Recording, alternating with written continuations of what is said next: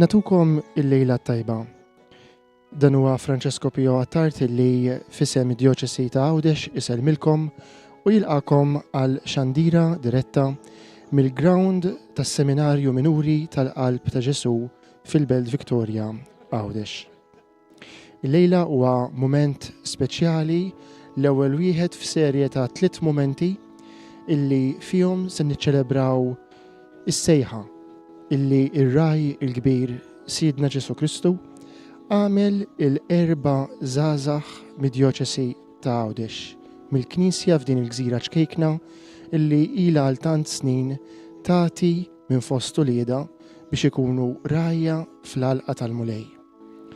Għada il-ġimgħa 22 ta' Mejju 2026 fil-Katedral ta' Għawdex l-Isqof Anton Tewma se jmexxi l-ordinazzjoni presbiterali ta' Dun Samuel Aquilina mill-parroċċa ta' San George Martri, il-Belt Victoria, u Dun Marlon Victor Bajjada mill-parroċċa tal-Madonna tas-Sokkors u San Grigor il-Kbir f'Takerċem. Imbagħad daqs inqas minn xahar ieħor fit-19 ta' Ġunju l-Isqof se jmexxi l-ordinazzjoni djakonali tas-seminaristi Anthony Joe Borch mill-parroċċa tat-Twelid tal-Verġni Marija fix-Xara u Fabio Cini mill-parroċċa ta' Marija Mtella s-Sema fiż-Żebbuġ. Bi preparazzjoni għall-ordinazzjonijiet ta' dawn l-4 żgħażagħ illi qegħdin iwieġbu iva għas-sejħa tal-mulej, il-lejla f'dan il-ground tas-seminarju il-post għażiż fil-qalba ta' djoċesi fejn jiġu iffurmati is-saċerdoti ta' għada sejrin nitolbu għall-ordinandi. Hija velja ta' talb appuntu lejlet l-ordinazzjoni presbiterali. Velja illi kif isir kull sena tħejjil il-poplu ta' Alla kemm dawk miġbura hawnhekk fil-parti l-kbira tagħhom, familjari, raba u membri tal-parroċċi rispettivi kif ukoll il-komunità tas-Seminarju Maġġuri u intom li qed issegwuna minn djarkom permezz tat-televiżjoni, permezz tar-radju, permezz ta' mezzi oħra ta' komunikazzjoni soċjali. Familja waħda, knisja waħda, nitolbu sabiex ir-raj it-tajjeb, ir-raj is-sabiħ ikompli jibgħat aktar ħaddiema fl-għalqa tal-ħsad tiegħu. Il-komunità ċkejkna tas-seminaristi fid-Djoċesi ta' Għawdex tiltaqa' jew aħjar tgħix propju f'dan il-post. Il-ground li fih qed issir din il-velja li ħatibda minn hawn ftit tal-minuti oħra huwa propju il-ground illi jservi l-iskola sekondarja, l-iskola tas-Seminarju Minuri illi tilqa' fiha subien mill-ewwel sal-5 sena tas-sekondarja. Però hija parti minn kumpless ikbar l-iskola u infetħet propju biex isservi is-Seminarju Maġġuri. Sa mill-bidu ta' twaqqif tas-Seminarju Minuri l-għan ewlieni kien illi jifforma diġà minn età bikrija adolescenti u żgħażagħ illi mbagħad ikomplu bil-formazzjoni tagħhom fis-Seminarju Maġġuri li huwa prattikament bieb ma' dan is-Seminarju Minuri. U għalhekk għalkemm maħniex propju fil-binja tas-Seminarju Maġġuri imma ninsabu f'dan il-kumpless illi huwa tant għażiż għall-Knisja f'Għawdex, huwa l-qalb tħabbat tal-Knisja f'Għawdex, huwa l-post fejn kif semmejt aktar kmieni tingħata kontinwament formazzjoni lil dawk illi qegħdin jiġu mħejja għas-saċerdozju ministerjali. Ftit is-siġġijiet armati apposta għal din il-velja qegħdin jimtlew b'familjari, biħbieb, biqraba, saċerdoti fosthom anki uħud illi għall-okkażjoni tal-ordinazzjoni ta' għada ġew minn barra minn Malta fejn qed jaħdmu u jaqdu lill-Knisja f'pajjiżi differenti sabiex jingħaqdu fil-ferħ u t-talb għal dawn l-ordinandi illi għada propju f'dan il-ħin ikunu diġà saċerdoti. Fost dawk miġbura nilmħu wkoll membri minn komunitajiet fejn iż-żewġ djakni Samuel u Marlon Victor ħadmu bħala seminaristi u taw servizz pastorali fis-snin li għaddew u anke qed jagħtu bħalissa. Fil-fatt iż-żewġ djakni ġew apposta ftit tal-jimilu mill-Belt Eterna Ruma fejn qed ikomplu bl-istudji tagħhom u anki bil-formazzjoni pastorali tagħhom u kif kienu qed jgħidu li prattikament dritt wara l-ordinazzjoni tagħhom ma tantx għandhom ħin joqogħdu jirilassaw għaliex iridu jerġgħu Ruma sabiex jagħmlu l-eżamijiet bħala parti wkoll mill-kors tal-liċenzjat li huma bdew f'universitajiet pontifiċi f'Ruma. Għalhekk nitolbu għalihom, nawgurawlhom u nakkumpanjawhom anki llejla permezz ta' din il-velja. L-istess jingħad għal żewġ seminaristi Anthony Joe u Fabio Cini illi wara li rċevew il-ministeri kollha bit-preparazzjoni għall-ordinazzjoni diakonali u presbiterali il-qudiem, jiġifieri il-Ministeru tal-lettorat, dak tax-xandir tal-kelma Alla fil-miġema u dak tal-akkollitat, jiġifieri ta' tqassim tal-Ewkaristija speċjalment l-morda u l-anzjani għamlu koll il-weda tagħhom taċ-ċelibat propju fis-santwarju ta' Pinu fil-jiem li għaddew u issa qed jitħejjew ukoll għall-ordinazzjoni djakonali tagħhom. Mal-komunità tas-seminarju nilqakom għal din il-velja ta' talb bitħejjija għall-ordinazzjoni presbiterali ta' Djakni Samuel Aquilina u Marlon Victor Bajada. Magħhom se nkunu qed nitolbu wkoll għal Anthony Joe, Borġ u Fabio Cini li x-xahar id-dieħel se jiġu ordnati djakni. Fl-ewwel parti se nitolbu flimkien skont it-tradizzjoni antika tal-Knisja li titlob permezz tas-salmi u l-qari mill-Iskrittura mqazza kif tagħmel qabel il-festi l-kbar jew ċelebrazzjonijiet oħra. Imbagħad ikun hemm waqtiet ta' talb personali u komunitarju quddiem Ġesu fl-Ewkaristija u t-talbiet pubbliċi tal-presbiteri u d-djakni li se jiġu ordnati fid-djoċesi tagħna.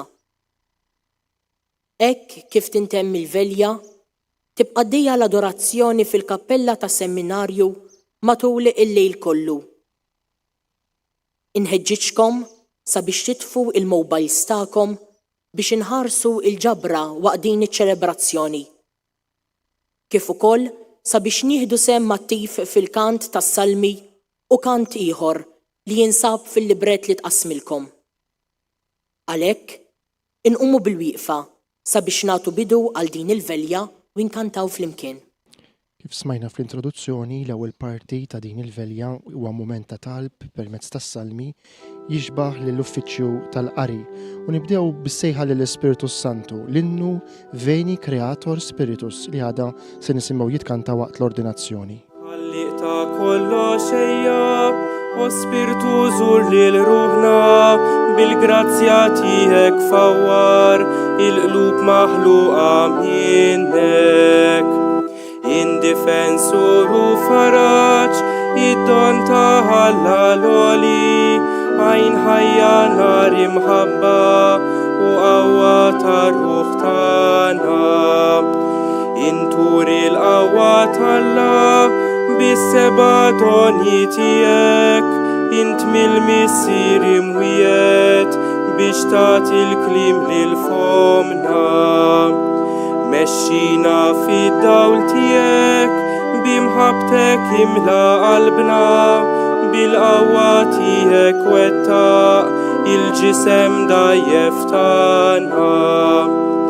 Biet minn fostna l-għadu fis-slim għal dejjem żomna jekk int qudiemna timxi neħilsu minn kull denji. Kun fina u bid-don tiegħek narfu l-missier u l-iben u nemnu b'fidi sħiħa li int l-Ispiritu tagħhom. Amen. Noqogħdu bil-qiegħda fil-waqt li nkantaw is-salmi b'mod alternat, vers jien u vers il-ġema'. Jekk xi ħadd irid ikun l-ewwel wieħed, għandu joqgħod wara kulħadd u jkun il-qaddej ta' kulħadd.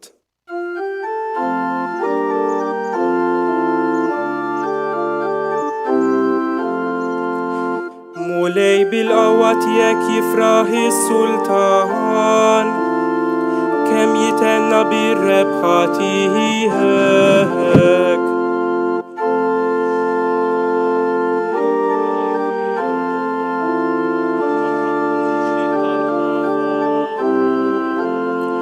عشان تلقيتو بالبركة والريس كورونا تتفين قتلو فوق راسو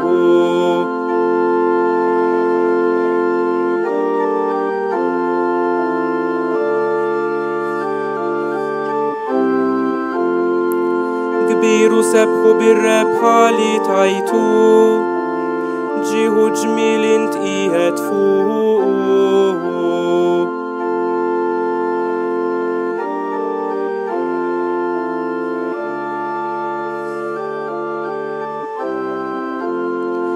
عليك السلطان في المولاي التامة الحنينة طلوليات ما يتحرك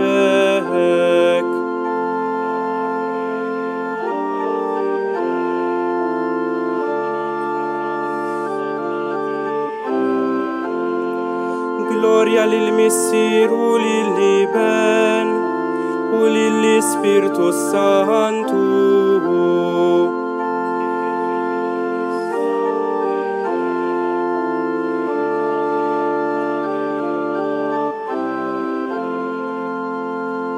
فليمكن jekk xi ħadd irid ikun l-ewwel wieħed għandu joqgħod wara kulħadd u jkun il-qaddej ta' kulħadd. Meta jidher ir-raj il-kbir tiksbu l-kuruna tas-sebħ magħmula minn ward li qatt ma jidbil.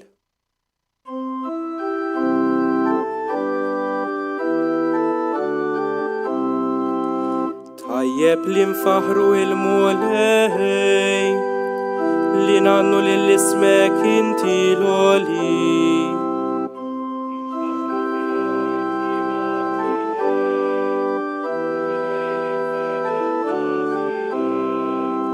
Fuq l-10 kordi u fuq l-arpa u bid-daq ta' ċetra.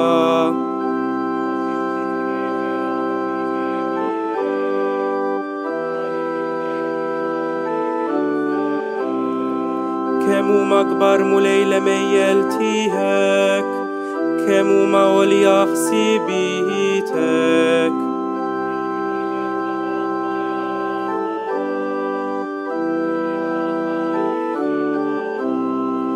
Imqar jekk iħadru bħal ħaxix il-ħżina u jwardu daw kollha li jagħmlu l-ħażen.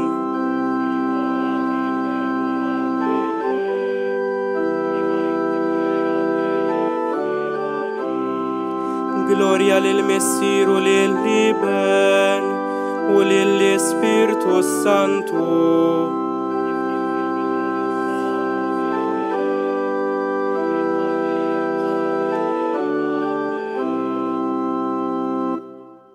Meta jidher ir-raj il-kbir tiksbu l-kuruna tas-sebħ magħmula minn ward li qatt ma jitbil. Għaddej tajjeb u fidil idħol fil-għena ta' sidek.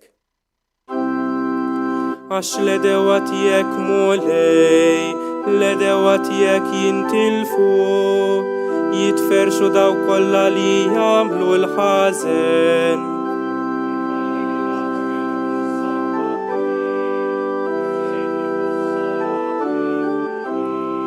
Għajnejja jaqgħu fuq l-edewa tiegħi, widnejja jisimgħu bit-telfa tal-ħżina li qamu għaliha.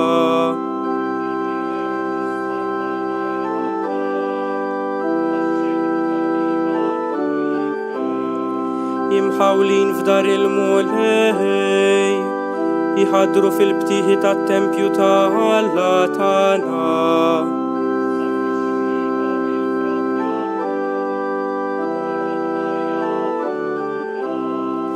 Biex ixandru li ġustu il-mulej bla ta' tiegħi u ebda erq ma jinsab fih.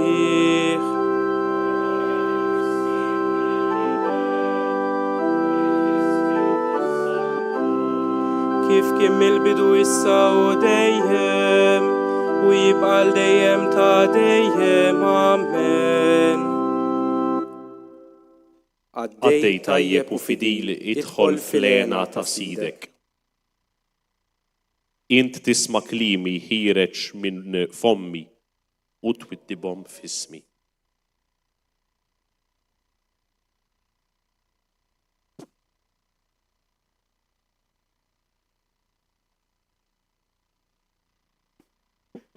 Qari mill-ewwel ittra ta' San Pietru Apostlu. Nitlob lil presbiteri li hemm fostkom, bħala presbiteru jiena wkoll, u xhud ta' tbatijiet ta' Kristu, u bħala wieħed li għandu sehem mill-glorja li jatri tidher. Iraw il-merħla ta' Alla fdata f'idejkom, ħudu ħsieba, mhux bil-fors, imma minn qalbkom, kif irid Alla. Mhux għal li ħbax, imma bil-ħeġġa tal-imħabba.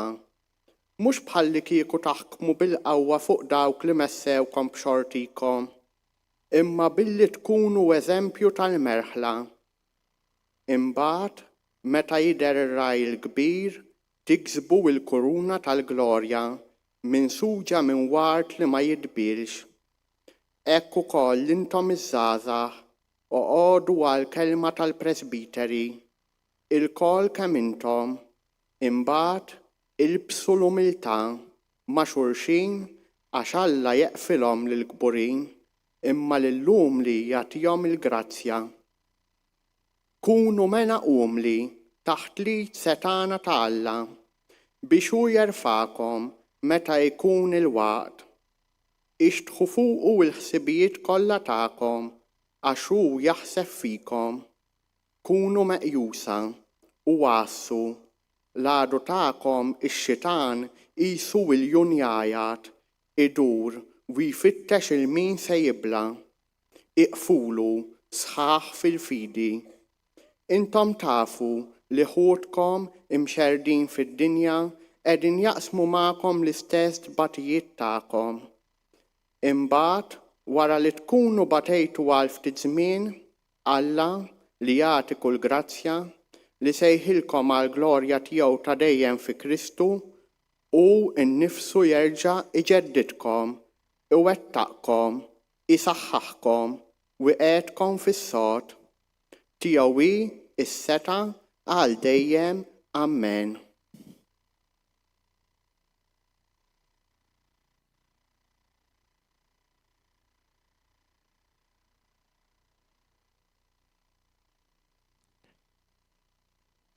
Smajna mek dik is-silta mill-ewwel. In-nies għandhom iħarsu lejna bħala ministri ta' Kristu u amministraturi tal-misteri ta' Alla. Mill-amministraturi wieħed jistenna li jkunu fidili. Ħafna jiftaħru bitjubithom, iżda wieħed fidil min isibu. Mill-amministraturi wieħed jistenna li jkunu fidili. Qari minn omelija tal-Papa San Pawlu VI f'ordinazzjoni presbiterali. Aħna se ngħidu biss ftit kliem għax iċ-ċerimonja hija diġà twila biżżejjed u titkellem waħedha. Barra minn hekk, intom diġà infurmati tajjeb dwar is-sagrament li se tirċievu. Mhu se nagħmlu xejn iżjed ħlief nirrakkomandawlkom li timmeditaw fuq l-ordinazzjoni tagħkom tul ħajjitkom kollha. Illum jinfetaħ għalikom suġġett ta' ħsieb, ta' talb u ta' azzjoni li dejjem għandkom tiftakru, teżaminaw, tesploraw u tippruvaw tifhmu. Dan għandu jkun imnaqqax fil-kuxjenza tagħkom, kif il-karattru sagramentali diġà hu imnaqqax fikom bħala bnedmin u bħala ansara. Aħsbu ftit. Illum sirtu saċerdoti. Ippruvaw għatu definizzjoni tagħkom infuskom u taraw li diffiċli issibu l-kliem. Ir-realtà li wieħed jipprova jesprimi hija saħansitra aktar diffiċli u misterjuża. Dak li seħħ fikom tassew jimla lill-bniedem bistaġib. X'inrot lil mulej għal ġid kollu li jagħmel miegħi?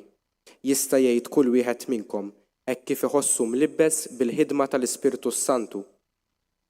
Intom issiru għalikom infuskom xi ħaġa ta' staġib u ta' qima. Qatt tinsew dan. Għalkemm id-dinja ma tarafx dan, u għalkemm ħafna jippruvaw ineżżgħu lis-saċerdot minn din il-personalità tiegħu, is-sagralità tagħkom għandha tibqa' dejjem preżenti fil-ħsibijiet u fl-imġiba tagħkom. Din toħroġ minn preżenza ġdida u kwalifikata tal-Ispirtu s-Santu f'ruħkom. Jekk tibqgħu assisa fl-imħabba, tagħmlu esperjenza tagħha wkoll ġewwa fikom.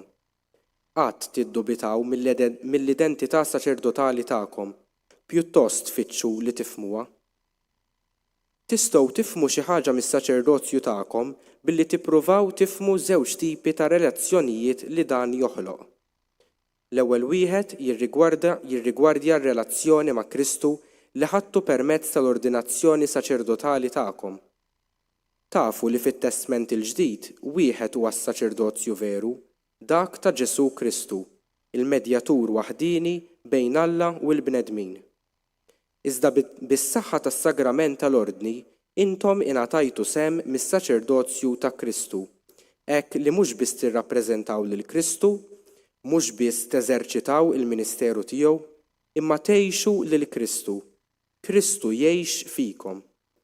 Sa fejn intom marbutin miegħu b'mod ekkoli u hekk mimli parteċipazzjoni fil-missjoni tiegħu ta' salvazzjoni, tistgħu tgħidu kif qal San Pawl dwaru innifsu. Ngħix, imma mhux iżjed jien, iżda Kristu jgħix fija. Dan jiftaħ għas-saċerdot spiritwalità kbira. L-ogħla triq miftuħa għal bniedem, triq li tasal sal-qċaċet tal-ħajja ascetika u mistika. Jekk xi darba tħossukom waħedkom, jekk xi darba tħossu li intom bnedmin dgħajfa u tad-dinja, jekk xi darba tkunu ttentati tabbandunaw l-impenn sagru tas-saċerdozju tagħkom, ftakru li intom permezz tiegħu, miegħu u fih, kull wieħed minnkom u Kristu ieħor.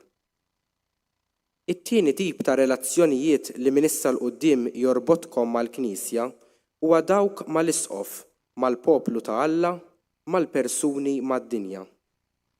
Is-saċerdot m'għadux iktar għalih innifsu, huwa l-ministeru tal-ġisem mistiku ta' Kristu. Hu għaddej, strument tal-kelma u tal-grazzja. It-tħabbira tal-Evanġelju, iċ-ċelebrazzjoni tal-Ewkaristija, il-maħfra tad-dnubiet, l-eżerċizzju tal-ħidma pastorali, il-ħajja tal-fidi u tal-qima u t-tixrid tal-karità u tal-qdusija huma dmir tiegħu. Dmir li jasal sas-sagrifiċċju tiegħu innifsu, sas-salib, kif kien għal Ġesu. U pis tqil ħafna, imma Ġesu iġorru mal-magħżul tiegħu u jagħtih li jħoss il-verità ta' kliemu. Il-madma tiegħi ħelu u t-toqol tiegħi ħafif, għax kif jallimna Santu Wistin, il-pis tiegħi huwa imħabbti. Meta l-imħabba ta' Kristu issir il-prinċipju suprem u waħdini tal-ħajja tas-saċerdot, kollox isir faċli, kollox possibbli, kollox ħieni. Nixtiequ li l-għarfien li intom ġejtu msejħin bħala rgħajja biex taqdu lil proxmu tagħkom qatt ma jintefa' ġewwa fikom. Nixtiequ li jagħmilkom dejjem sensittivi għal mard, għal ħtiġijiet u għadbatijiet li jdawru l-ħajja tas-saċerdot. Il-klassijiet soċjali kollha donnom itawlu jdejhom lejh u jitolbuh li jifhimhom, iħossa għalihom u jgħinhom. It-tfal, iż-żgħażagħ, il-foqra, il-morda, dawk li għandhom il-ġuħ għall-ħobs u għall-ġustizzja, l-imniktin, il-midinbin, il-koll għandhom bżonn l-għajnuna tas-saċerdot. Qatt tgħidu li ħajjitkom irrelevanti jew bla siwi? Minu dgħajjef jgħid San Pawl, u jien minix dgħajjef miegħu. Jekk ikollkom din is-sensittività għal ħtiġijiet fiżiċi, morali u soċjali tal-bniedem, issibu wkoll fikom sensittività oħra, dik lejn il-ġid potenzjali li dejjem jinsab f'kull bniedem. Għas-saċerdot kull ħajja idenja tal-imħabba. Din is-sensittività doppja lejn il-ħażen u lejn it-tajjeb fil-bniedem hija t-taħbit tal-qalb ta' Kristu fil-qalb tas-saċerdot fidil. Dan it-taħbit huwa xi ħaġa mirakoluża, miraklu psikoloġiku, morali u jekk tridu mistiku, filwaqt li jibqa' wkoll wieħed profondament soċjali. u miraklu tal-karità fil-qalb tas-saċerdot. Intom se tagħmlu esperjenza tiegħu. Din hija x-xewqa tagħna għalikom fil-jum tal-ordinazzjoni tagħkom għas-saċerdozju. Wara li smajna l-ewwel silta mill-ewwel ittra ta' San Pietru, issa smajna silta sabiħa ħafna mill-omelija li kien għamel il-Papa Pawlu VI waqt ordinazzjoni saċerdotali. Ħudu ħsieb il-merħla kollha li tagħha għamilkom assisa l-Ispirtu Santu.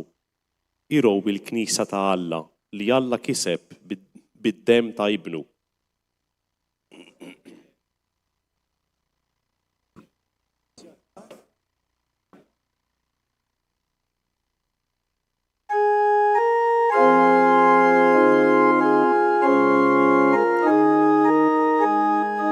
Inqummu bil-wieqfa. Jien tas-sema u l-art issit, smajta ġensi dmuħ il-krim, kull min jgħix fid-dlam widnu neħilsu fis, illi ħlaqt il-kwikeb sbieħ, dlam f'dawn jibdel minnu fih, min se jwassal dan id-dawl, nibat lil-min, ħdejk inġejt mulej, li trid mulej, leħnek smajtu fil-ħemda tal-lej. Jien immur fejn trid, jekk tmexxini,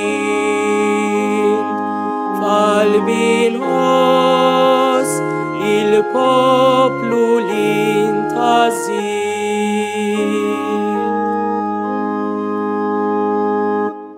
Noqogħdu bil-qiegħda.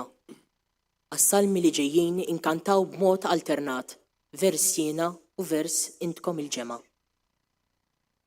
Ifirħu u tennew, għax isimkom miktub fis-smawiet, jgħid il-mulej.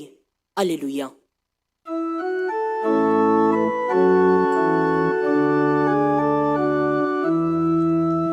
Lilkom jisejħulkom il-assisin tal-mulej, għaddejja tal-Alla tagħna jisemmukom.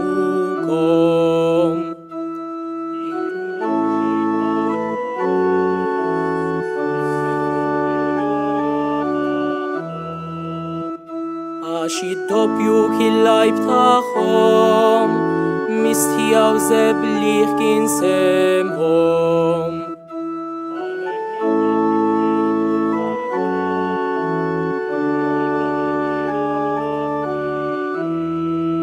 Jienu l-mulej li nħobb id-dritt u nobot il-ħelw il-qer.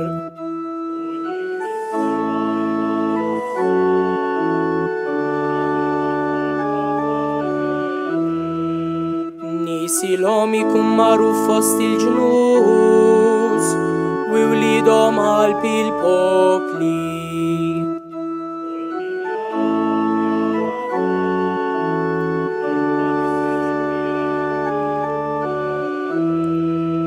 Glorja lill-Missier u lill-Iben u lill-Ispirtu Santu.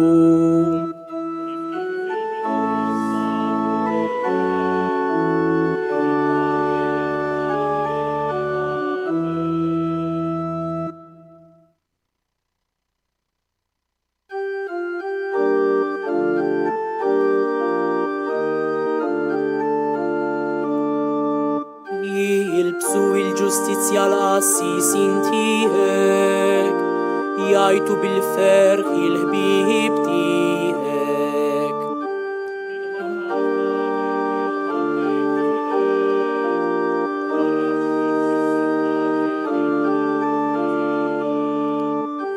Il-mulej ħalef wedha lil David u u żgur li ma jerġax lura minna.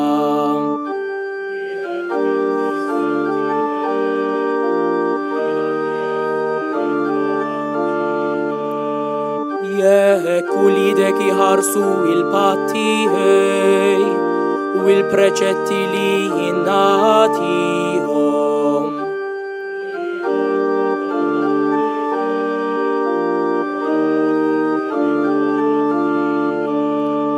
Għax il-mulej għażel il-Sion u xtaqt tkun id-dar tihom.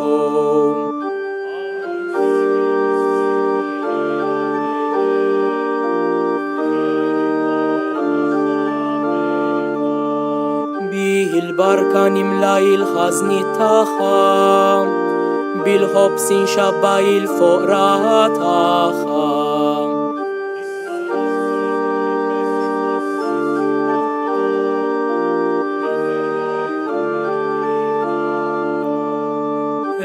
Min għajjem qawwa lil David, inħejjim nara s-sultan il-midluk tiegħi.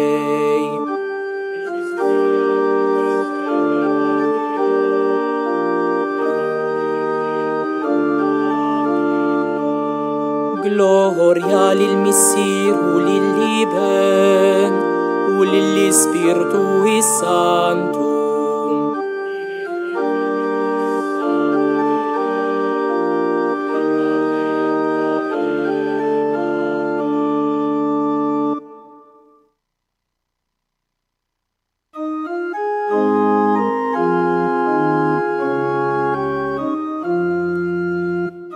Kollok ħnina minni mulej mill-poplu li sejħulu bismek, min Izrael li jinta dejtu bibnek il-kbir.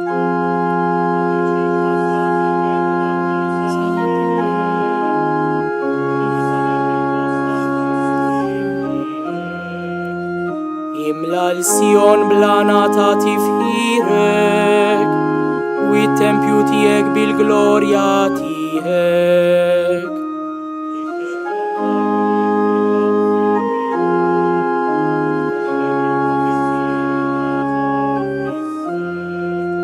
Għati ħlasom lil dawk li jittamaw fik u hekk jitwemnu l-profeti tiegħek.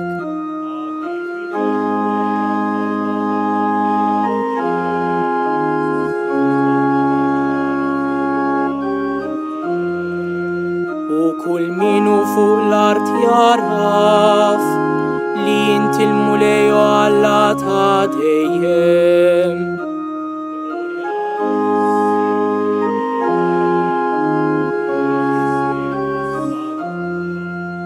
Kif kien mill-bidu issa u dejjem u jibqal dejjem ta' dejjem. Amen. Flimkien, ifirħu u tennew għax isimkom miktub fis-smawiet jgħid il-mulej. Alleluja. Inqumu l-koll bil-wieqfa sabiex flimkien inkantaw it-Tedewm b'mod alternat.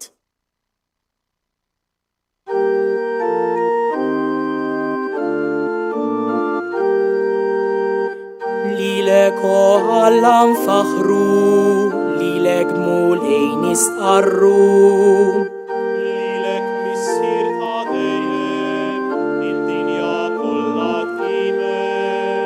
Lilek l-anġli kollha, lilek is-smewiet u l-qawwiet kollha tagħhom. Lilek il-kerubini u s-serafini ixandru bla eda. Addis, addis, addis, il-mulej Alla tal-eżerċti.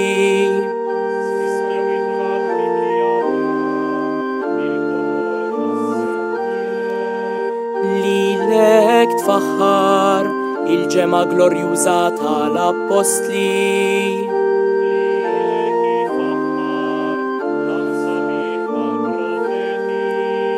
Lilek ifaħru il-qtajja tal-martri rebbieħa kollhom bjuda.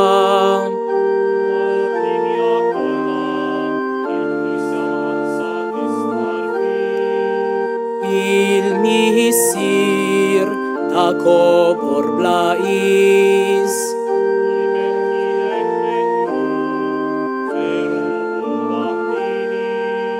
U l'Ispirtu Santu id difensur.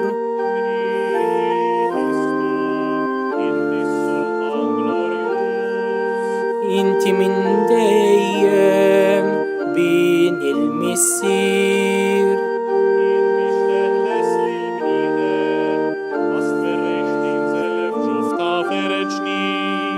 Int ħriġt rebbieħ fuq is-seta tal-mewt u ftaħt is-saltna ta' smewiet għal min jemmen. Int qiegħed fil-leminija ta' Alla, fis-sebħ tal-missier. Aħna nemnu li inta terġa' tiġi bħala mħallef. Nitolbuk għalhekk li tgħin lil qaddejja tiegħek li int fdejt b'demmek il-ħażiż. Għamel li nissieħbu mal-qaddisin tiegħek fil-glorja ta' dejjem. Salva lil poplu tiegħek mulej, birek lil wirt tiegħek. Kun ir-raj tagħhom, erfa'hom għal dejjem.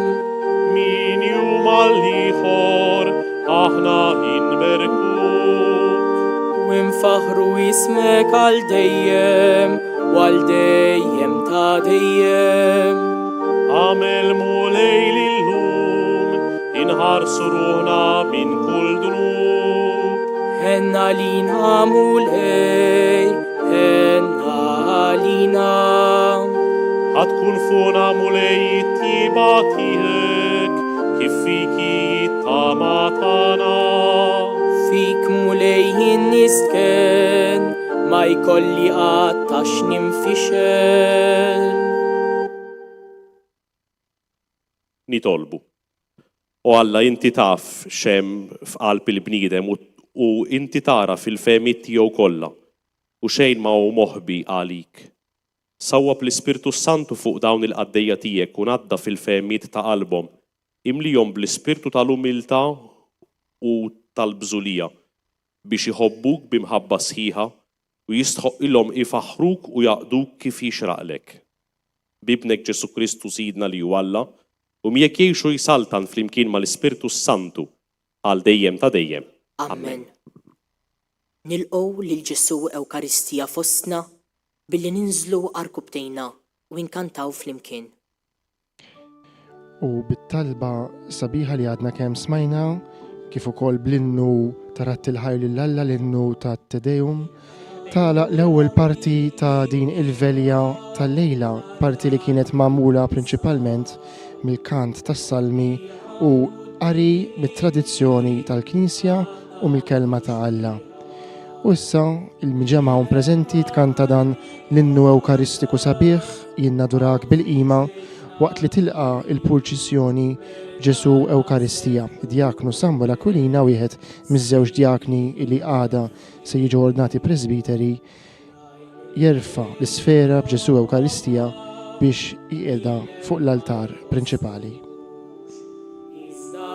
Blismajna għala ma nemnux, nemmen li għalilna li ben tal-mulej, xejn mu iżjed minnu mil-klim tal-feddej.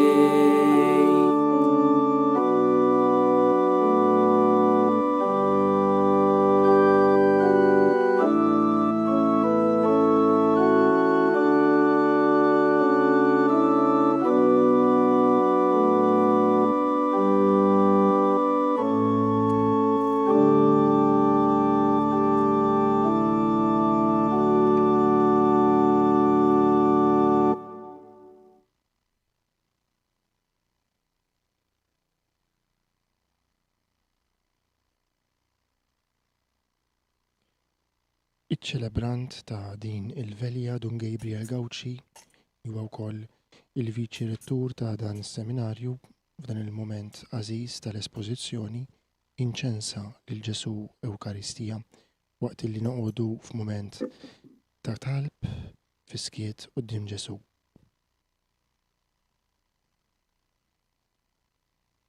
Ikun imbirek u nfaħħar is-Santismu Sagrament.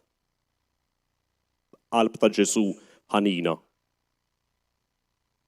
Glorja lill-Missier u lill-Liben u lill-Ispiritu Santu. Ikun imbirek u nfaħħar is-Santismu Sagrament. Qalb ta' Ġesu ħanina. Glorja lill-Missier u lill-Liben u lill-Ispiritu Santu. Ikun imbirek u nfaħħar is-Santismu Sagrament. Qalb ta' Ġesu ħanina. Glorja lill-Missier u lill-Liben u lill-Ispiritu Santu. Minn fuq il-kotba tat-talb li għandna fidejna paġna 14, nittolbu flimkien it-talba lill-Alla ta' San George Preka, il-kwotidje.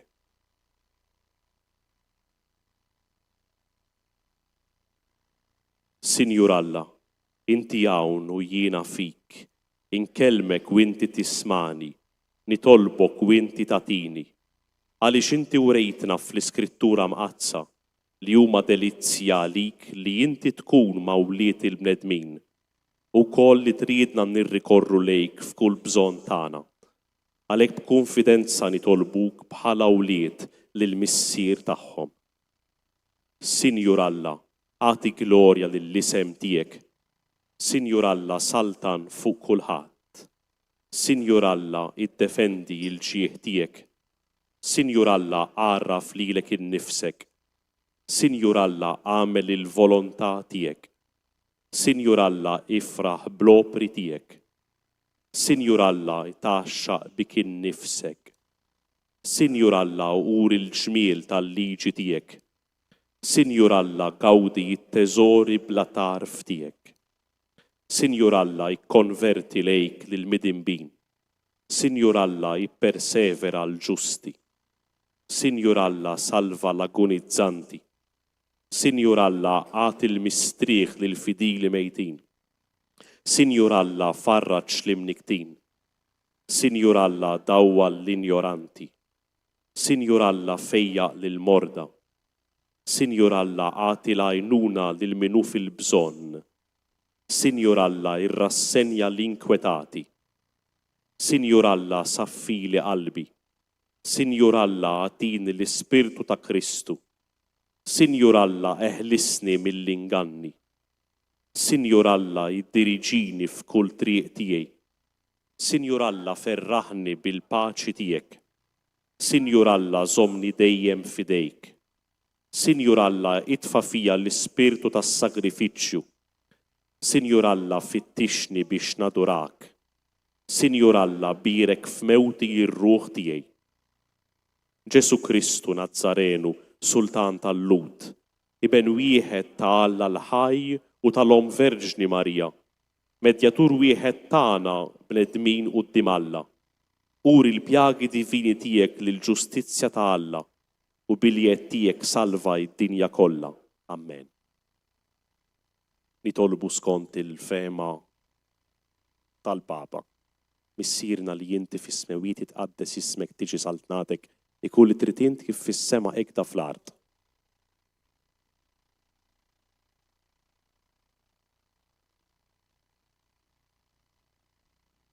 Slima lik Marija bil-grazzja mimlija il-mulejmijek imbirka inti fost in-nisa, imbirek il-frott tal-ġuf tiegħek Ġesu.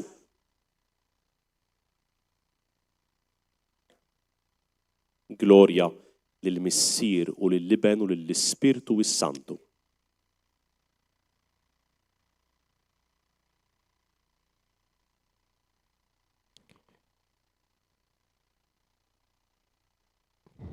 Għadna kemm tlabna b'talba tas-sew sabiħa illi l-Qaddis Malti San George Preka fost il-ħafna kitbiet spiritwali sbieħ tiegħu niseċ sabiex is-soċi tal-mużew imma mhux biss aħna lkoll nieqdew bihom f'mument ta' adorazzjoni quddiem Ġesu Ewkaristija. aktar kmieni dan ix-xahar fid-9 ta' Mejju il-Knisja f'Malta u f'Għawdex iċċelebrat il-festa ta' dan il-qaddis illi tant stinka u ħadem biex il-poplu tagħna iħobb tassew lill-Alla Mgħallem mhux li kien id-dinja kollha tkun dixxiplu tal-Evanġelju tiegħek. Dan il-moment ta' adorazzjoni fiskiet sejjer jiġi segwit bit-talba stqarrija illi sejrin jagħmlu l-ewwel iż-żewġ djakni li għada jiġu ordnati presbiteri, Samuel u Marlon Victor, u mbagħad wara kant ta' innu bl-istess mod it-talba stqarrija taż-żewġ kandidati għall-ordinazzjoni djakonali Anthony Joe u Fabio. Fakrukom li din hija xandira diretta mill-ground tas-Seminarju Minuri tal-Qalb ta' Ġesu fil-Belt Victoria Għawdex. Il-Knisja f'Għawdex b'ħafna ferħ qiegħda titlob il-lejla għal 4 ordinandi, ġifieri 4 żgħażagħ illi nemminnhom għada u 2 ix-xahar id-dieħel se jiġu mogħtija is-sagrament tal-Ordni Sagri. Għada l-ordinazzjoni presbiterali u fit-19 ta' Ġunju l-ordinazzjoni djakonali.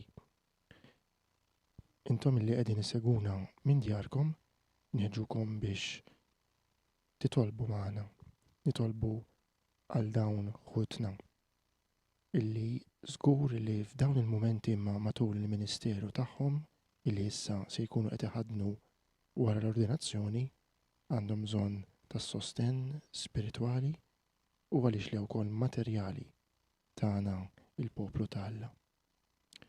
Huwa sabiħ illi fost il-ġemgħa hawnhekk preżenti tilmaħ il-lejla diversi membri tal-parroċċi illi minnhom ġejjin dawn l-4 żgħażagħ ħawċin u anki ta' parroċċi oħrajn illi fihom huma ħadmu taw servizz matul is-snin li għaddew. Dan juri wkoll il-ġmiel ta' knisja waħda, knisja li flimkien titlob, knisja li flimkien tiċċelebra. Tant oħrajn illi lejla ma setgħux ikunu hawn preżenti imma qegħdin issegwu grazzi għal din ix-xandira. Mod partikolari nixtieq illi insellem lilkom il-morda u l-anzjani u inħeġġixkom sabiex toffru anki it-tbatijiet tagħkom, il-mart tagħkom, l-isfidi li tiltaqgħu magħhom għal ġid spiritwali ta' dawn ħutna sabiex tassew l-Ispiritu Santu illi sejjer jinżel fuqhom fl-ordinazzjoni bitqejt tal-idejn fil-jiem li ġejjin ibda minn għada jibqa' magħhom u iwettaq fihom dik l-opra illi Alla beda. Għada se nkunu nistgħu nsegwu din ix-xandira fis-6:30 ta' filgħaxija mill-Katedral ta' Għawdex. Xandira tassew unika u sabiħa illi nħeġġiskom biex tingħaqdu magħna għalija. Possibilment dawk fostkom li jistgħu jitilgħu il-katedral tkun l-isbaħ ħaġa ħalli insostnu anke bil-preżenza tagħna lil dawn iż-żgħażagħ li se jiġu ordnati presbiteri wara dawn is-snin ta' formazzjoni tagħhom f'dan is-seminarju illi kif semmejt aktar kmieni huwa dedikat lil qalb ta' Ġesu għaliex propju ma tant tal-qalbu dawk li huwa sejjaħ sabiex jimxu warah fl-għalqa tiegħu. Għalhekk issa ejjew ninaqdu f'dan il-mument ta' talb, ta' ratt il-ħajr, ta' stqarrija ta' fidi u imħabba illi se jagħmlu dawn iż-żgħażagħ. L-ewwel wieħed li sejjer jibda huwa id-djaknu Samuel Aquilina mill-parroċċa ta' San George Martri fil-Belt Victoria.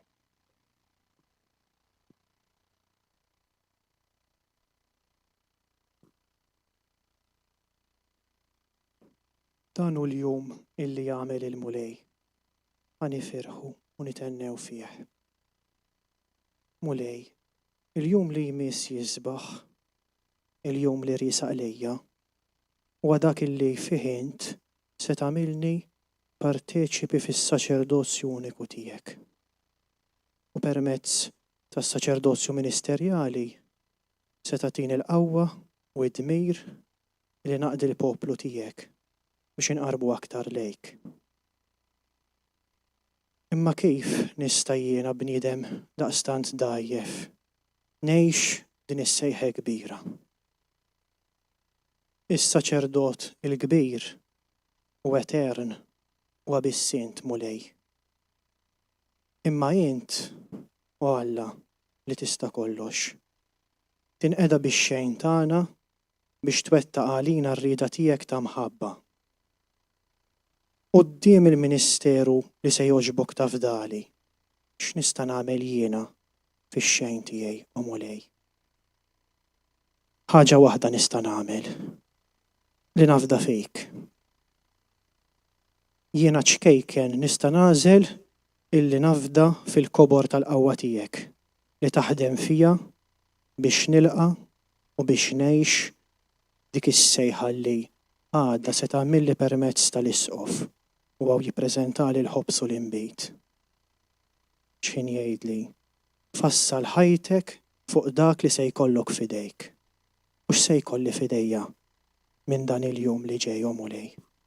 Se jkolli lilek. Hekk biss nista' jiena nkun saċerdot jekk infassal ħajti fuqek. Għaliex int is-saċerdot eternu waħdini. Imma mulej, kif trid ninfassal ħajti fuqek? Inti dan urejtulna ċar fil-Vanġelu meta tgħidilna ħobbu l-xulxin kif ħabbejtkom jien. Ħadd m'għandu mħabba akbar minn din. Li wieħed jagħti ħajtu għal ħbiebu. Is-saċerdot minnu huwa dak illi jagħmel l-offerta biex permezz tal-offerta iqarreb lil bnedmin lejk. Mulej, il-ħajja tiegħek hija din l-offerta, lotja sħiħa illi permezz tagħha ħabbibtna mill-ġdid mal-missier. U hekk dan ifisser mulej li nkun saċerdot, li nfassal ħajti fuqek, jiġifieri li bħalek nagħmel minni nnifsi offerta sħiħa li toġob il-missier. Nitolbok għalhekk bil-qawwa tiegħek fuq l-eżempju tiegħek li ħajti tkun għotja għalik fil-qadi tal-poplu tiegħek. Saħħaħni biex inkun disponibbli biex inkun offerta, biex inkun Ewkaristija. F'dan il-jum, o Alla, permezz tal-ordni sagri se tagħtini l-qawwa tiegħek biex ngħix dan is-saċerdozju. Se tibgħat fuq l-Ispirtu Santu biex inkun nista' nġeddet l-offerta waħdanija tiegħek fuq l-altar imqaddes u biex ma' din l-offerta inwaħħad ukoll l-offerta tiegħi nnifsi għalik u għall-poplu tiegħek. Għamel, mulej, illi tul il-ħajja tiegħi bħala saċerdot ma nwarrab qatt minn quddiem għajnejja din is-sejħa li tagħmilli biex ninata. Dan hu l-jum illi jagħmel il-mulej ma nifirħu u nitennew fih. Enni mulej, niftakar illi kull jum huwa l-jum li fih inti qed issejjaħ li nħobb. Kull jum huwa l-jum li fih qed issejjaħ li nkun saċerdot. Kull jum huwa l-jum illi fih qed issejjaħ li nkun offerta ta' mħabba. Illum mulej għandi għax nifraħ. Mhux għax se jisparixxu l-problemi jew in-niket jew id-diffikultà. Imma għandi għax nifraħ għaliex int stess qedtilna illi min jħobb bħalek, min jagħti ħajtu ikun ħieni. Hekk qedtilna ftit qabel u rejtna triq tal-imħabba fil-għotja. Qedtilkom dan biex il-ferħ tiegħi jkun fikom u biex il-ferħ tagħkom ikun sħiħ. Għamel mulej illi il-ferħ tiegħi ikun fl-imħabba tiegħek u fl-imħabba lejn l-oħrajn u mhux fl-imħabba tiegħi innifsi. Enni sabiex dan il-ministeru ngħixu għal glorja kbira tiegħek. Biex bħal Ġwanni l-Battista nfittex li ninata għalli niċkien jien biex tikber int. Amen. Dik kienet it-talba forma ta' stqarrija ta' fidi illi għamel id-diaknu Samuel Aquilina mill-parroċċa ta' San Ġorġ, ir-Raba ta' Għawdex. bħalissa waqt jaqdi l-Ministeru tiegħu fil-Belt ta' Ruma fil-parroċċa ta' Santa Franceska Romana all'Ardeatino, waqt li qiegħed anki jagħmel kors ta' studju fil-liturġija imqazza propju fil-Istitut Pontifiċju tal-Liturġija imqazza ta' Sant'Anselmu immexxi mill-Benedittini. Issa nisimgħu it-talba ta' Djaknu Marlon Viktor Bajjada mill-parroċċa ta' San Grigor il-Kbir tal-Madonna tas Sokkors u San Grigor il-Kbir f'Takerċem.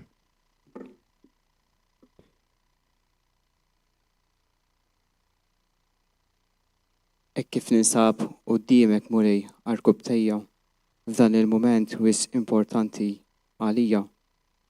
Nixtieq nirringrazzjak ta' kemm il-ħafna għamilt miegħi f'ħajti. Naf li ringrazzjament li se nagħmillek illum ma jpatti xejn għal grazzi illi inti u rejt miegħi għax kienu ħafna. Inrodlok ħajr Mulej tal-vokazzjoni li jogħġbok tatini. Inrodlok ħajr tal-paċenzja li intu rejt miegħi. Inrodlok ħajr Mulej tal-li kont dejjem miegħi. Inrodlok ħajr Mulej tal-li ħabbejtni. Mulej Ġesu, nixtieq nirringrazzjak tad-don tal-ħajja. Ħafna drabi bir-ritmu maġġel tal-ħajja ninsa nirringrazzjak fuq dan. Kien permezz ta' dan id-don tal-ħajja li jint bdejturi l-imħabba tiegħi lejja. Din l-imħabba tiegħi għalija rajta diversi drabi f'ħajti, f'kull ħin u f'kull moment. Għalhekk nirringrazzjak Mulej tal-familja li jint għażilt għalija. Tal-ġenituri tiegħi li jinsistew ferm biex jatuni, biex jalmuni u biex jalmuni b'mod partikolari biex inħobb lilek.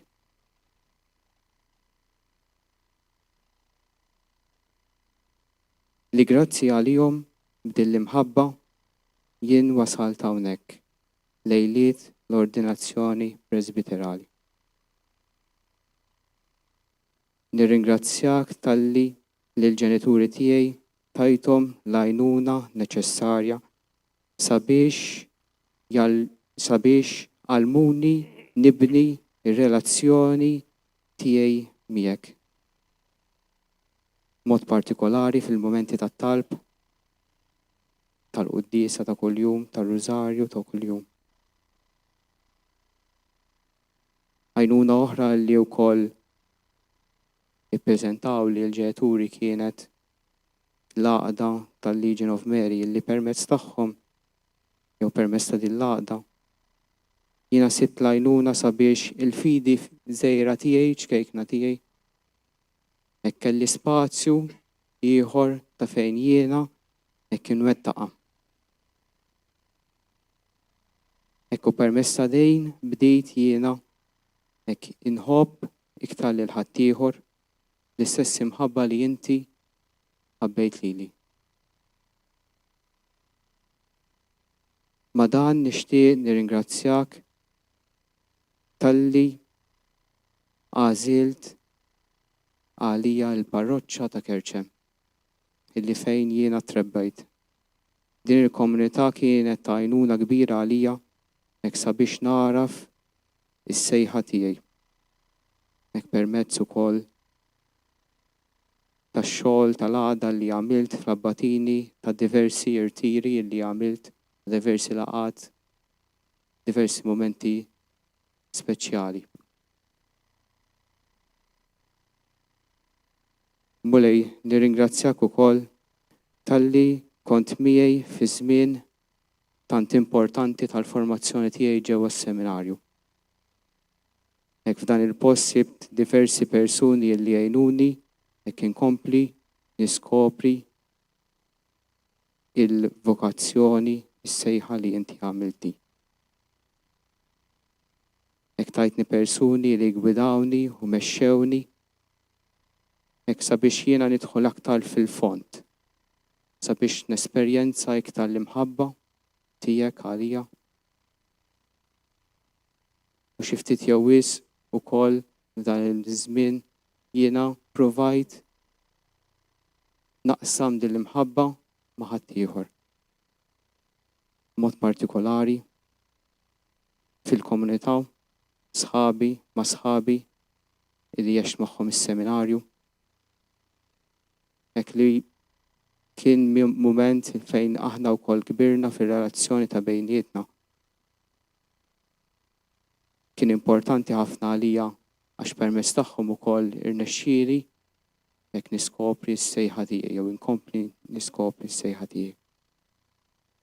Hekk l-esperjenzi li għamilt matul iż-żmien tas-seminarju, hekk li jgħinuni wkoll hekk nissaħħaħ fil-karattru tiegħi. Esperjenzi li kont għamilt fil-parroċċja hawnhekk Għawdex f'Malta kif ukoll il-barra minn xtutna. Nirringrazzjak ukoll tal-esperjenza li qed tagħtini ġewwa Ruma, hekk li qed nagħmel bħalissa tal-istudju u tal-parroċċa ta' Santa Pawla Romana. Hekk f'din l-esperjenza bħala djaknu hekk għaraft iktar il-persuna tiegħek permezz tal-Ministeru li inti tajtni. Għaraft iktar inkun ta' għaddej. U b'din l-azzjoni tiegħi li jkollha permezz tiegħek hekk irnexxieli wkoll inħobb lil dawn in-nies li ngħinhom. Fl-aħħar nett, Mulej, nixtieq nitolbok biex dak li se nwettaq hekk fil-Ministeru tiegħi hekk jiena nagħmlu mhux bil-ħila tiegħi imma bil-ħila tiegħek. Għamel li mhux li nidher jien imma li tidher int. Jiena nkun biss ta' strument għalik sabiex inwassal aktar nies għal għandek biex jesperjenzaw ukoll huma l-imħabba li inti dejjem tagħtina. Mulej, fil-waqt li nirringrazzjak ta' ħafna ħwejjeġ li inti selliftli, nitolbuk ukoll sabiex tkompli tkun miegħi. Ħanwettaq dan il-Ministeru li int qiegħed tagħtini. Amen. U dik kienet it-talba ta' Djaknu Marlon Viktor Bajada illi palissa wkoll bħal sieħbu Djaknu Samuel jinsab fid-Djoċesi ta' Ruma jaqdi f'parroċċa huwa stess semma Santa Pawla Romana waqt li jkompli fl-istudji tiegħu fl-Università Pontifiċja Lateranensi. Dawk kienu ż-żewġ djakni li għada se jiġu ordnati presbiteri li għamlu talbit tagħhom quddiem Ġesu Ewkaristija. Qabel nisimgħu żewġ talbit oħra minn dawk li se jiġu ordnati djakni din id-darba se ninkantaw innu sabiħ leħnek mis-sema. Inqmu bil-wieqfa u nkantaw flimkien.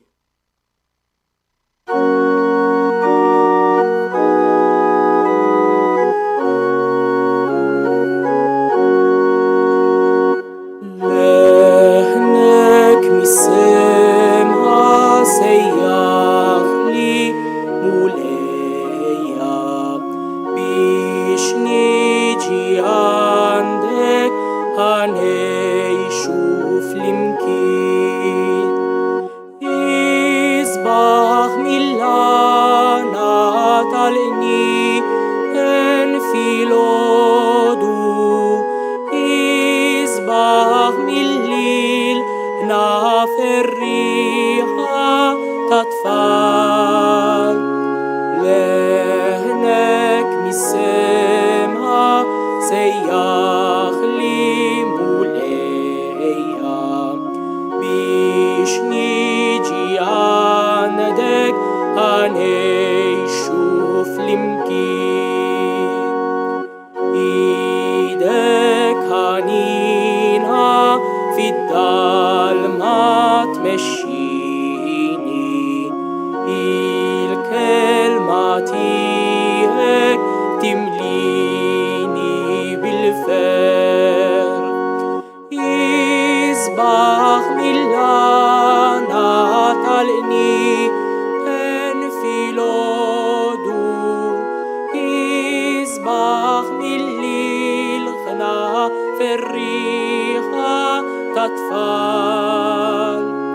Idek ħanina fid-dalma tmexxini, il-kelma tiegħek timlini bil-fer. Lejk nerfa' ħarsti wimbirkek mulejja, inti li tħares li żgħar u lil-fqajrin. Isbaħ mill-għana tal-qni kien filodu, isbaħ mill-lil ħna ferriħa ta' tfal. Lejk nerfa' ħarsti wimbirkek mulejja, inti li tħares li żgħar u lil-fqajrin. Il-leħen tal-mulej kompli sejjaħ tassew mis-sema lil dawn ħutna. U issa se nisimgħu it-talba u stqarrija ta' seminarista Anthony Joe Borch mill-parroċċa tax-Xara. Anthony Joe jiġieħu Dum Matthew Borch illi ġie ordnat saċerdot is-sena l-oħra bħal da żmien. Ħajr mulej, qalbi kollha. Għax meta sejjaħtlek int weġibtni. Kattar li l-qawwa f'ruħi. Mulej, għalkemm int kbir, inċorta tieħu ħsieb li żgħar. Għalkemm tinsab fil-għoli, xorta waħda tarrafni mill-bogħod. B'dawn il-kelmiet mislufa mis-Salm 139, illum quddiem dan il-pass li ser nkun qed nagħmel minn hawn ftit ġranet oħra, nixtieq irrodlok ħajr mulej. Meta nħares lura lejn il-mixja tiegħi, ninduna kemm verament għandi għax irrodlok ħajr. Hekk kif matul il-ħajja tiegħi, kemm fil-momenti sbieħ, kif ukoll quddiem il-momenti diffiċli u taqtih il-qalb, inti dejjem kont hemm għalija, miexi miegħi, pass pass. Quddiem dawn il-momenti, b'mod partikolari dawk l-aktar diffiċli, ta' biża' u ta' firda, inti dejjem urejtni kif it-triq li jien għażilt qatt ma kienet tiegħi, imma hija dejjem tiegħek. U f'kull pass, inti dejjem stedintni sabiex flimkien miegħek nara f'aktar dak li inti preparajt għalija. Mulej, huma l-ħafna il-modi u l-persuni li permezz tagħhom inti gwidajtni biex nara f'x'inhi rida tiegħek għalija. Ta' importanza kbira kienet il-familja tiegħi, missieri, ommi u ħija. Huwa permezz tagħhom li sirt naf lilek, imma fuq kollox kien permezz tagħhom li għaraft xi tfisser verament l-imħabba tiegħek. Dik l-imħabba li dejjem tibqa' tagħti, kemm fil-momenti sbieħ, kif ukoll fil-momenti diffiċli, bħalma kienet l-esperjenza tal-mart u l-firda li ġabet il-mewt tal-għażiż missieri. Kienu l-ġenituri tiegħi li għalmuni biex dak kollu li għandi ma nżommux għalija, imma dejjem infittex li naqsmu mal-oħrajn. Importanti kienet ukoll il-familja parrokjali tax-Xara li fija jien trabbejt u rċivejt is-sagramenti. B'mod partikolari, nixtieq nirringrazzjak tal-grupp tal-Abbatini u tal-vokazzjonijiet tal-parroċċa fejn taħt id-direzzjoni tal-arċiprietu tas-seminaristi, flimkien ma' sħabi l-abbatini, tal-limt infittex aktar dak li jien talih kont qed tippreparani. Ma nistax f'dan il-moment ma nirringrazzjakx tad-diversi saċerdoti li permezz tal-eżempju sabiħ tagħhom għaraft verament xi tfisser lotja sħiħa lilek. Ta' importanza kienu wkoll il-ħbieb tiegħi li dejjem kienu ta' spalla għalija kemm fid-diversi proġetti u attivitajiet li ħloqna flimkien, imma wkoll fil-momenti diffiċli fejn permezz tagħhom sibt is-sapport u l-imħabba. Nirringrazzjak Mulej tal-li huma bid-diversi kwalitajiet sbieħ tagħhom kienu dejjem ta' strument biex inkompli naraf aktar l-imħabba tiegħek. Bil-mod il-mod Mulej, inti gvidajtni biex nagħmel pass seqreb lejk billi nibda l-formazzjoni tiegħi fis-seminarju. Fejn bosta kienu l-persuni, il-komunitajiet u s-sitwazzjonijiet li permezz tagħhom għaraft aktar aħjar kif inwieġeb għas-sejħa tiegħek. Nirringrazzjak Mulej ta' sħabi s-seminaristi li flimkien magħhom samna l-mixja tagħna fil-inżul u tlajja. Nirringrazzjak ukoll tad-diversi esperjenzi li għex matul il-formazzjoni tiegħi, speċjalment fil-parroċċi ta' San Lawrenz u ta' Kerċem, fl-oratorju Michele Rua ġewwa Turin, fil-parroċċa tax-Xewkija u attwalment fil-parroċċa ta' San George. F'dawn l-esperjenzi Mulej, flimkien ma' diversi esperjenzi missjonarji oħra, stajt naraf aktar dak li huwa l-irwol tas-saċerdot, dak ir-raj li jagħti ħajtu għall-merħla tiegħu. Kif taf sewwa mill-bidunet minħabba l-mart u l-mewt ta' missieri fl-ewwel sena, għaraft kif it-triq li inti kont qed tistedinni għalija hija waħda ta' sagrifiċċju, ta' impenn u anki diffiċli, fejn mhux dejjem huwa faċli li naraf l-imħabba u r-rieda tiegħek. Matul dan iż-żmien permezz tal-formators is-seminaristi u dawk kollha li kienu madwari, għaraft il-bżonn li nkun verament liberu, biex inkun verament disponibbli għal dak kollu li inti titlob minni. Fi kliem ieħor, matul il-formazzjoni fis-seminarju, għarraftni l-bżonn li verament nafda fik, li nkun kapaċi nintelaq f'idejk, għax inti biss dak li tagħtini s-serħan u nipprova kemm nipprova waħdi qatt ma nista' neleb id-diffikultajiet tiegħi.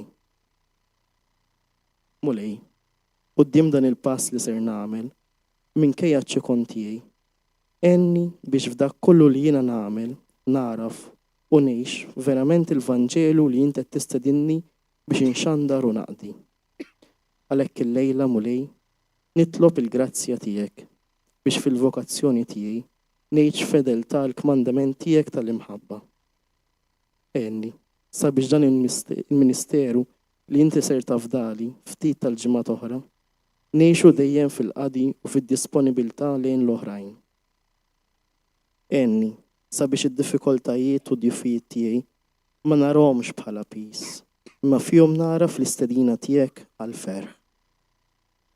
Mulej, nagħlaq billi nitolbok sabiex fit-twettiq ta' dan il-misteru li qed tafdali ma nfittix li nispikka jiena, imma inti. Fik Mulej jien nistken, ma jkolli qatt għax nirex. Fil-ġustizzja tiegħek salvani, għatini widen u fittex eħlisni. Kun blata ta' kenna lija, fortizza qawwija tas-salvazzjoni. Fidejk jien nerħi ruħi, inti eħlisni Mulej, Alla tas-sewwa. Għamel u Alla li ħajti kollha ngħixha għall-glorja u l-imħabba tiegħek. Amen.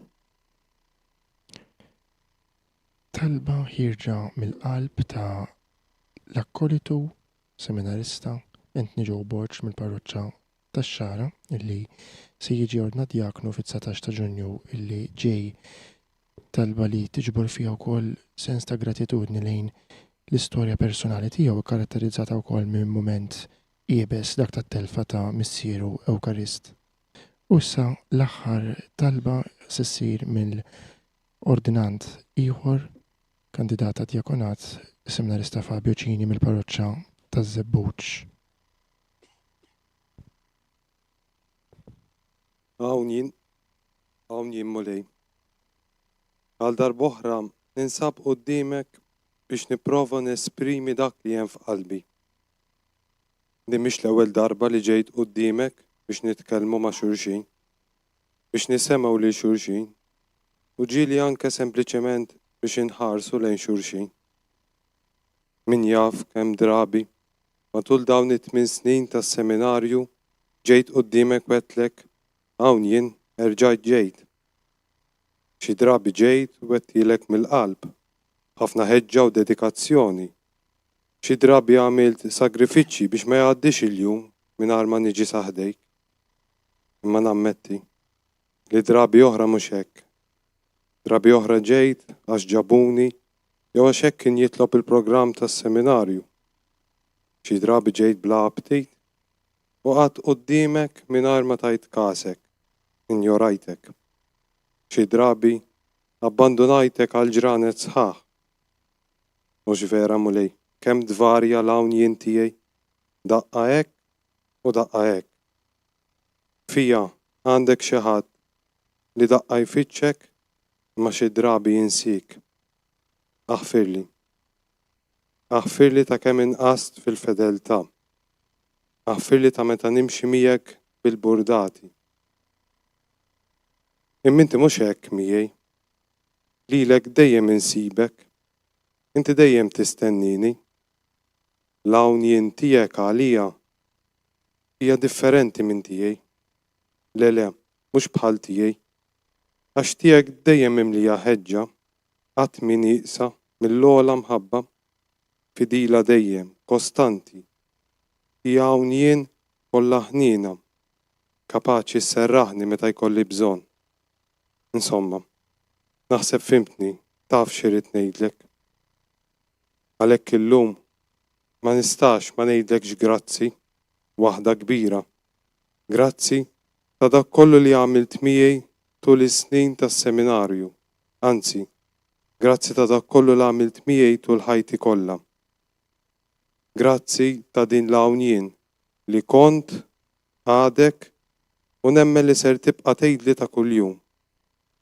Ma permettili nerġa' niftakar u nos ftit dawk il-momenti fejn din l-hawn jien tiegħek għalija kienet daqsxejn aktar speċjali.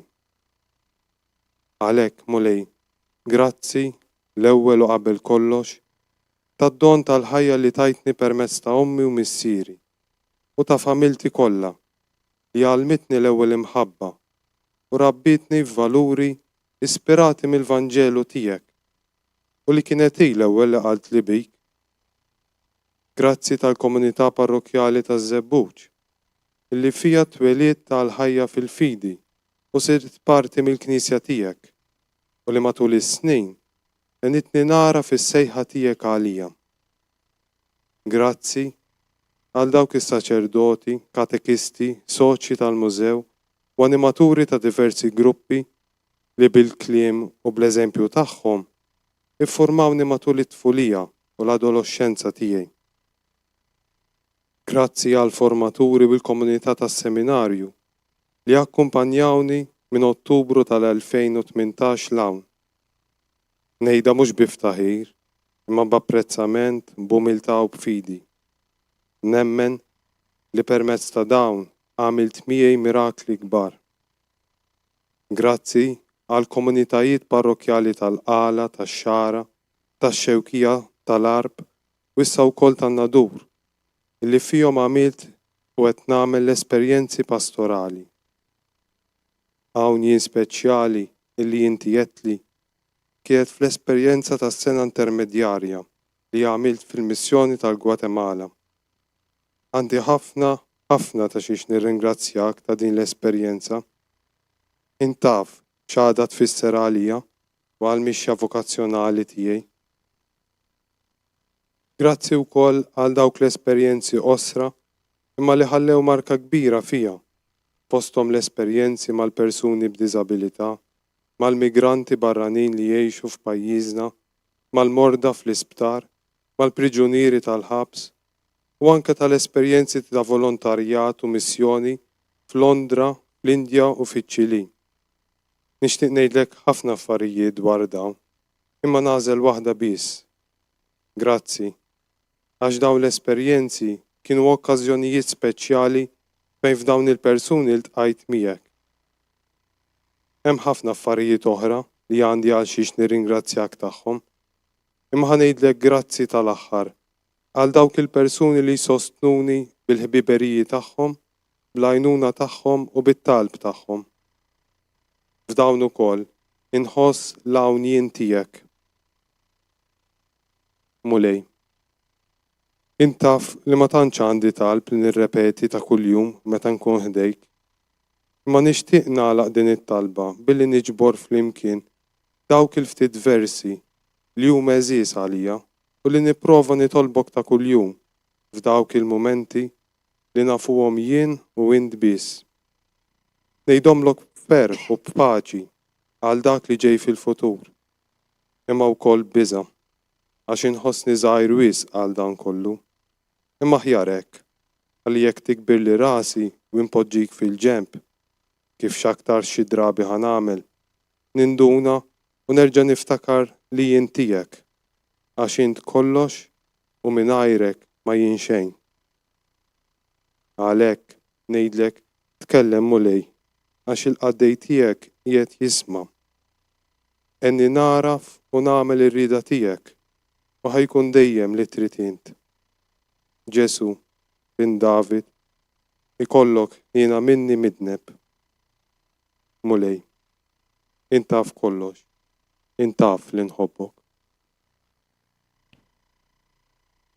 Kemmu sabiħ tisma' it-talbit ta' dawn iż-żgħażagħ ħirġin mill-qalb bħal diskursata bejn żewġ tiħbieb tal-qalb, talbiet li jirriflettu wkoll l-umanità tagħhom, ix-xewqa profonda u sinċira tagħhom li jħobbu iktar lilli mgħallem Ġesu.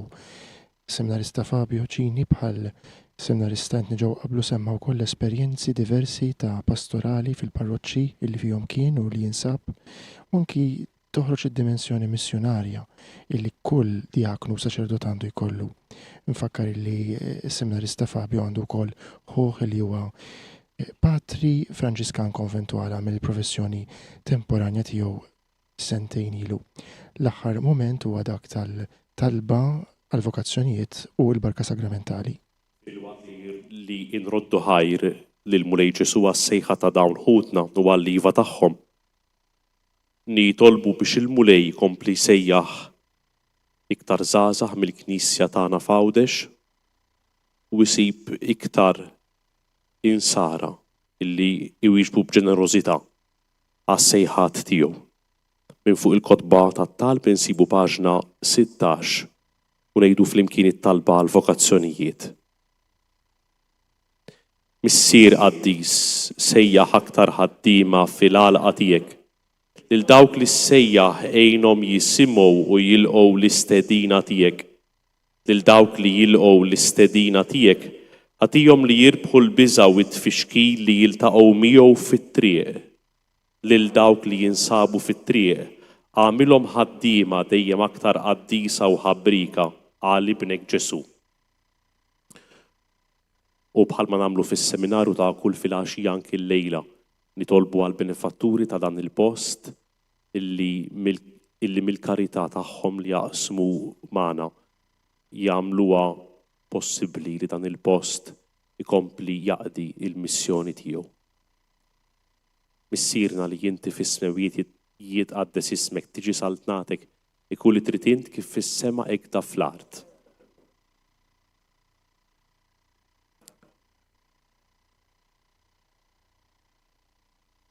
Slima lik Marija bil-grazzja mimlija l-mulej miegħek, birka inti fost in-nisa u imbierek il-frott tal-ġuf tiegħek Ġesu.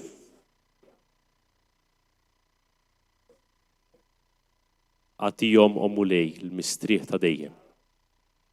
Jistrieħu fis-sliem. Ninżlu għal-kubtina.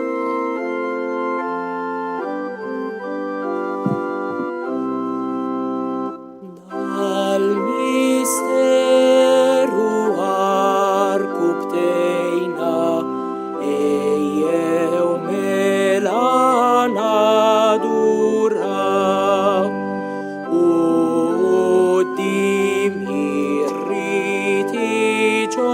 todda surit od ma jispiċċaw bitwemmin ġo qalbna nħossu dak li sensi le jarraw lil-missier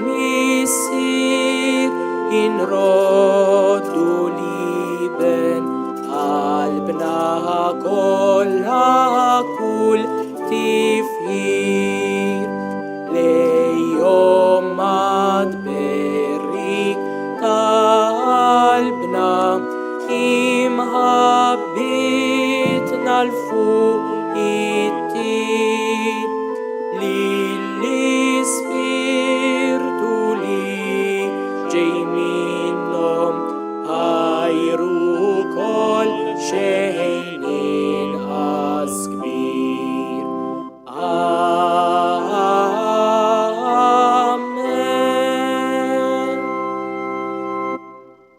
Nitolbu u għala li f'dan is-sagrament tal-aġeb ħallejtilna t-tifkira tal-passjoni tiegħek. Għatina nitolbu li nqimu l-misteru tal-ġisem u d-dem tiegħek. Ek li nħossu fina blajda dak li rebħitilna il-fidwa tiegħek. Inti li tgħix wis-saltan għal dejjem ta' dejjem.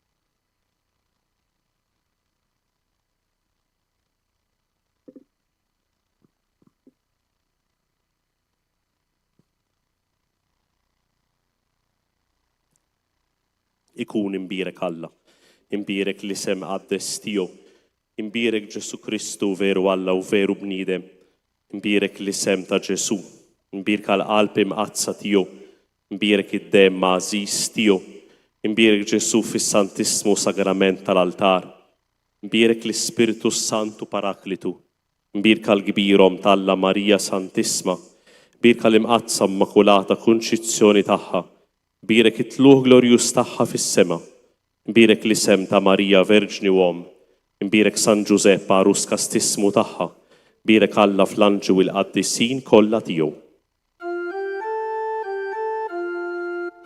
Aħru l-mulejn tom ġnus kollha, sebħuħu popli kollha, għax kbira jitjubitu mana, u kelmet il-mulej jiddum għal dejjem.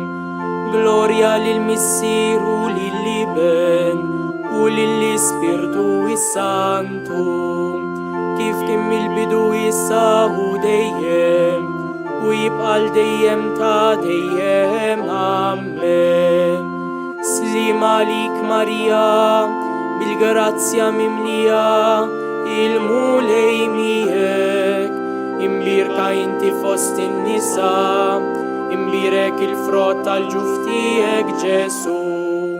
Qaddisa Marija Omm Alla, Omm Alla, Omm Alla, itlob għalina mitinbihin, issa u fis-sija tal-mewt tagħna. Amen.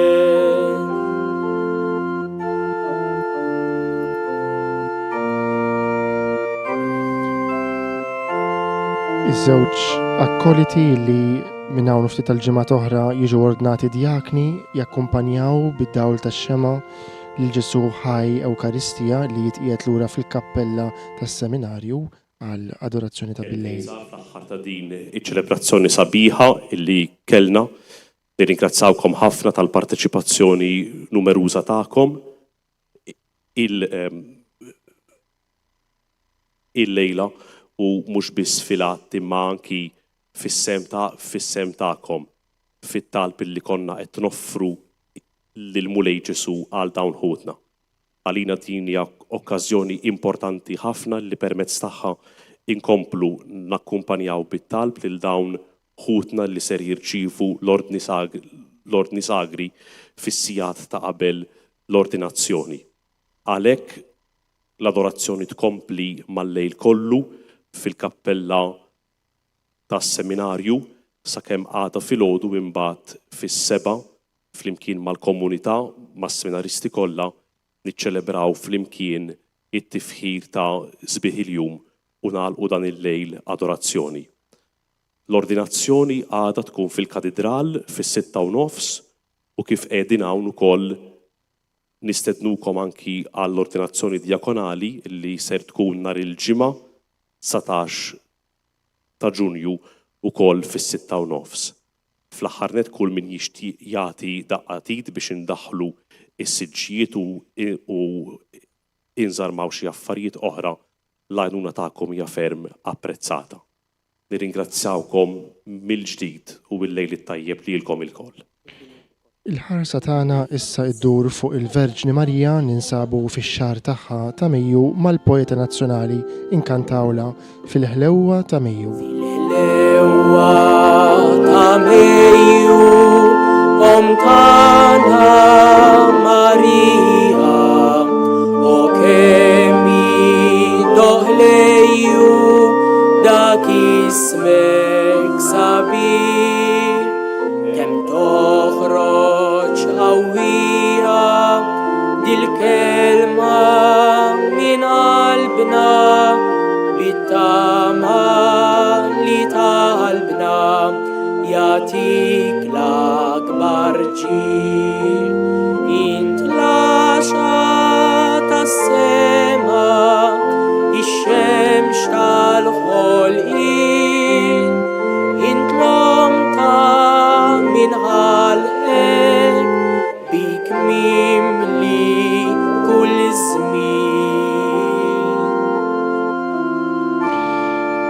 U hekk b'dak l-innu sabiħ Marjan tintemm din iċ-ċelebrazzjoni sabiħa tal-lejla tal-velja bitħejja għall-ordinazzjoni presbiterali u anki għal dik djakonali mill-ground tas-Seminarju Minuri tal-Qalb ta' Ġesu fil-Belt Victoria Għawdex.